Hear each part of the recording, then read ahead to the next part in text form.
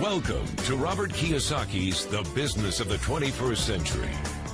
Robert Kiyosaki is recognized internationally as one of today's leading financial experts. The author of the best-selling Rich Dad, Poor Dad, his books have been translated into 51 languages in 109 countries and sold more than 28 million copies worldwide. Robert has spent his life educating people on how to attain financial freedom. Now, through this special video presentation, he explains why network marketing is indeed the business of the 21st century and how you can take advantage of its opportunities to create the life you desire. Hello, I'm Robert Kiyosaki. I'm the author of this book, Rich Dad, Poor Dad. I want to welcome you to the business of the 21st century. For those of you who may not be familiar with this book, it was published in 1997, a self-published book, and it went all around the world, and in 2000 it made the New York Times bestseller list. It was the only self-published book that made it. And at the same time, a woman named Oprah Winfrey called, and I went on her show to talk about Rich Dad, Poor Dad, and voila, suddenly I was a famous individual. So today, this book has now sold approximately 25 million copies in 100 different countries and 50 different languages. So today, Rich Dad, Poor Dad is the #1 personal finance book ever written. So Rich Dad, Poor Dad is a very simple story of my two dads. My real dad was the head of education for the state of Hawaii. Great guy, PhD, like I said, head of education, smart guy, but he also ran for lieutenant governor of the state of Hawaii as a Republican. Unfortunately, he lost, and he ultimately died poor, so that's why I call him my poor dad. My rich dad, on the other hand, didn't finish school, but he ultimately became one of the richest men in Hawaii. So he was my best friend's father, and starting when I was just the age of 9, my rich dad began teaching me about money and business and why the rich are getting richer and why there's this big gap between the rich and everybody else today. So Rich Dad is a very simple, true story about two fathers, Rich Dad and Poor Dad, tell their two sons about money. And it was my poor dad always said, go to school, get a job, work hard, and all that stuff. And my rich dad says, you'll never get rich doing that. You'll never be a free man. So that's kind of the differences. But if I would show you a diagram of the differences here, is that in financial education, this is very simply the difference. Because there's no financial education in our school, most people do not understand financial statements. So this here is income, expense, assets, and liabilities. And the reason my poor dad was poor, it was very simple. Because he couldn't read a financial statement because he don't have financial education in school. He was financially illiterate, although a PhD. And my poor dad always said, our house is an asset. And my rich dad said, your father may be well educated, but he can't tell assets from liabilities. So very simply, my rich dad said to me, assets, whether you work or not, put money in your pocket. So when a banker looks at your financial statement, the banker looks at this and says, oh, you have assets and you're putting money in your pocket. And if you look at your house, it's really a liability because every month it takes money from your pocket. Now I can hear people say, well, it's, I don't have any debt on it, but still every month you have insurance, you have upkeep and expenses to it. So very simply, the reason I'm a rich man today was I knew the difference between assets and liabilities. And I get richer and richer because every year I add more assets to my balance sheet here. And so that's one of the biggest differences. And as my rich dad often said to me, he says, son, my banker has never asked me for my report card. My banker wants to see my financial statement because it's your financial statement that shows how high your financial IQ is. How smart are you with money? If you're very smart with money, the banker will give you as much money as you want because you know how to make money with money. If you're not very smart about money, all the banker will give you is a credit card and a home loan. So those are some of the differences between my rich dad and my poor dad. And if you stay tuned, you'll find out how you too can create assets instead of liabilities. Because if you're going to survive in the 21st century, you need more assets than liabilities. The next thing I want to cover with you is one of the most important lessons my rich dad gave me, and it was called the cash flow quadrant. And what my rich dad explained to me is that there's 4 people in business. One are E's, employees. S stands for small business, self-employed, or specialist. B stands for big business, and I stands for investor. And the thing of note here is that most people who go to school are programmed for the E and the S side. For example, it was my poor dad who always said to me, son, go to school so you can get a nice, safe, secure job. And so my poor dad wanted me to be an employee. And since the time I was a kid, get a safe, secure job, steady paycheck, and benefits. Okay? I didn't want to be an employee. And I said, Mom and Dad, I want to be a rich man. And I fight with my dad. So my mother finally said, son, if you want to be rich, my mother was a registered nurse. And she said, if you want to be rich, the richest people I know are doctors. So my mom wanted me to come over here, be a specialist or a small business person. I said, there's only one problem with that, Mom. Doctors are really smart. And she says, you got a good point there. I'm not going to be a doctor. So I went to school. I have a Bachelor of Science degree. I can drive ships and I can fly planes. I flew for the Marine Corps. But I've never used any of that education because I wanted to become a business owner. So it was my rich dad who basically said to me, become a business owner and learn to be a professional investor.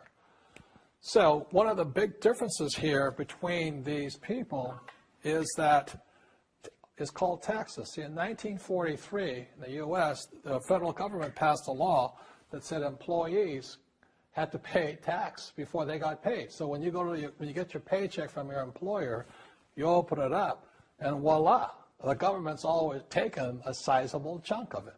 And the harder you work and the more money you make, the more money they take from you.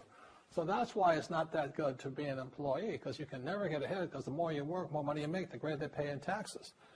Now, the doctors and lawyers and attorneys, accountants were all laughing, saying, oh, these guys, they're getting paying a lot of taxes. So naturally, the federal government changed the laws again. So in 1986 in the U.S., a thing called the 86 Tax Reform Act, and it basically took a lot of the benefits away from people who are self-employed, small business, doctors, and lawyers. So today in America, unfortunately, these guys pay the highest percentage in taxes. It is tragic. And a lot of people think they're investors, but what they're really doing is they're just giving their money to people like mutual funds, companies, and all that. So they're investing, but they're not really investors. See, the big tax breaks are on this side. The laws are pretty tight here, but this area is very, very gray.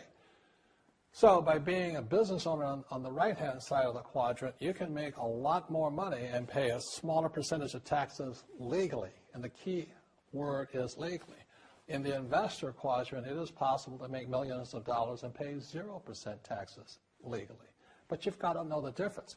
So one of the beauties of business for the 21st century is it allows people to make the transition from the E and the S side to the B side especially.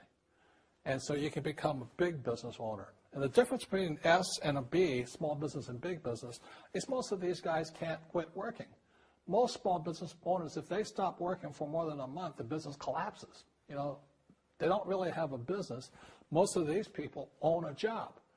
So the beauty of business for the 21st century, it allows these people to make the transition to the B side so that you don't have to keep working hard for money, and the money can actually come in passively.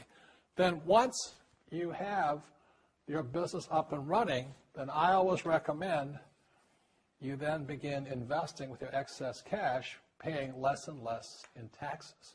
And that's the reason the rich are getting richer. As you know, with this financial crisis, it is the E's and S's who are getting crushed. These people are competing with people in China and India for jobs, or Eastern Europe and things like this. So the idea of working hard to make more money is absolutely ridiculous. Plus taxes are just nailing these guys, plus inflation. So the business for the 21st century is designed to take people from this side to this side. Let me explain some of the differences between small business owners and these guys. These guys here work for money. They work hard, they make more money, they get taxed.